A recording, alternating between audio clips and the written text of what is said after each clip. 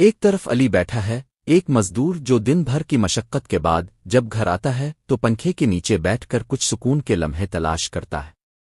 اس کے کمرے کی دیواریں ٹوٹی پھوٹی ہیں، پنکھا دھیرے دھیرے گھومتا ہے اور کمرے میں حبس ہے۔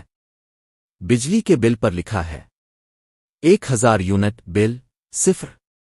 مگر حقیقت یہ ہے کہ اس کے بجلی کے کنیکشن میں مہینوں سے یونٹ چارج نہیں ہو رہے، کیونکہ اس نے درخواست تو دی لیکن کوئی سننے والا نہیں۔ دوسری طرف وقار صاحب ہیں، ایک دولت مند انسان جو اے سی کی ٹھنڈی ہوا میں آرام سے سو رہے ہیں۔ ان کے میٹر پر ہے 1500 یونٹ بل، صفر۔ کیونکہ ان کے تعلقات بڑے بڑے لوگوں سے ہیں اور بل کبھی آتا ہی نہیں، یا آتا ہے تو معاف ہو جاتا ہے۔ یہ تصویر صرف دو افراد کی کہانی نہیں، یہ ہمارے معاشرے کی ایک سچائی ہے جہاں انصاف کا پنکھا صرف طاقتور کے لیے گھومتا ہے اور کمزور پسینے میں بھیگتا رہتا ہے، بل بھرنے کے بعد بھی۔